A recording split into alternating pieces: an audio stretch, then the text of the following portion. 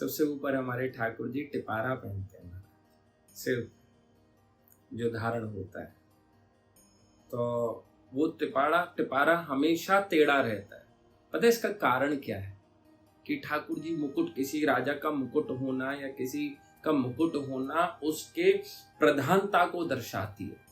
हमारा ब्रजराज पता है कैसा मुकुट पहनता है? टेढ़ा। टेढ़ा मतलब झुका हुआ, और किसकी तरफ? श्री जी के चरणों की तरफ। तो पहले तो टिपारा ही देख के समझ जाओ कि ठाकुर जी अपने आप को शरणागत करके बैठे हुए हैं श्री प्रिया जी। ये तो उस टिपारे की महत्वता है। दूसरा, उन्होंने पंख लगा रखा है अपने मोर, टिपारे के बराबर में पंख लगाए रखते हैं। वो पंख हवा के वेग से ऐसे झूलता भी रहता है कभी कभी। तो ठाकुर जी उस पंख से ये संदेश दे रहे होते हैं कि भैया मत मेरे को यहाँ पर अपनी दुख सुख सुनाने आओ, मैं अपनी श्री प्रिया जी के साथ में बड़े आनंद में बैठा हुआ हूँ। मैं खुद उनकी, अरे जो खुद मैं किसी के आश्रित हूँ, वो मैं क्या दुनिया को और दुखों को सुनूंगा या सुखों को प्रदान करूंगा। तो उस पंख से ठाकुर जी मना कर रहे होते हैं कि मेरे पास मत आओ, मेरे से कहीं दूर ही चले। कानों पे बड़े बड़े कुंडल ठाकुर जी श्री धारण करके बैठे हैं, और वो महाराज मौन से धारण करते हैं हमारे श्री बिहारी जी। मौन से धारण करने का उद्देश्य यही है कि मात्र उनके कानों में उनके मन की आवाज रमी रहे, ये दुनिया का बार शोर शराबा उनके कानों तक ना पहुंचे। ठाकुर जी ने पहले ही अपने कान बंद करके बैठे हुए हैं, और मात्र उनके मन में जो महामंत्र चलता रहता है, श्री राधा श्री राधा श्री राधा, वो सिर्फ उसी को ही स्मरण में करते रहते हैं, अपने चिंतन में करते रहते हैं। आहा, उसके बगल में आओ और उनके नेत्रों को निहारो। ठाकुर जी की नेत्रों पर पलक तक नहीं है महाराज, हमारे श्री बिहारी जी महाराज की नेत्रों पर पलक तक नहीं है कि कहीं ऐसी परिस्थिति ना हो कि प्रिया जी के चरणों का ध्यान लग रहा हो और ये बैरी पलक उस बीच में आकर उस चिंतन को ही तोड़ दे। इसलिए ठाकुर जी कभी अपनी पलक तक नहीं झपकाते, नित्य अपने नेत्र खोल के बैठे रहते हैं कि श्री प्रिया जी के दर्शन होते रहे।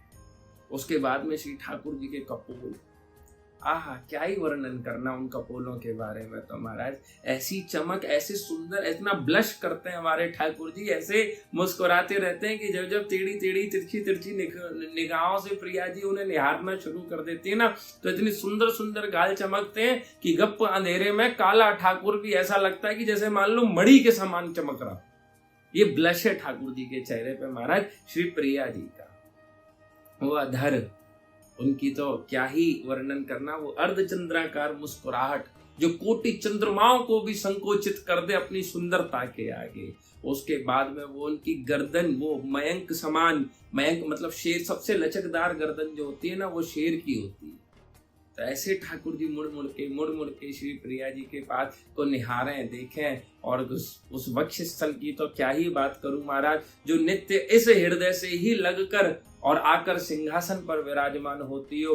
तो वो जो धड़कन जब दो आत्मा और परमात्मा की आपस में मिलती है, तो आप विश्वास मानना ये शरीर भी प्रसादी हो, ये शरीर भी उन्हीं में ही मिल जाता है। ये वो कहते हैं कि ठाकुर जी को आपके शरीर से मतलब नहीं है, लेकिन ठाकुर जी का जो वक्ष स्थल अगर आपके शरीर से लग जाए तो आपका तो संपूर्ण देही प्रसादी हो जाएगा। उसके बाद वो कोमल से चरण, जिनको श्री लक्ष्मी नित्य बैकुंठ में बैठी बैठी दबाती रहती है, वो इस ब्रज धरा धाम से इतना प्रेम करते हैं कि कभी पादुका भी धारण, उस ब्रज धरा धाम से इतना प्रेम करते हैं। अरे वो कहते हैं कि ब्रज धरा धाम में विचरण के समय मैं कैसे चरण पादुकाएं पहन लूं, कोई ऐसा ना हो कि मेरा कोई भगत, मेरा कोई प्रेमी अपने नेत्र बिछाए मेरे इंतजार में बैठा हो, तो कैसे मैं उन पर पादुका पहन कर चलूं।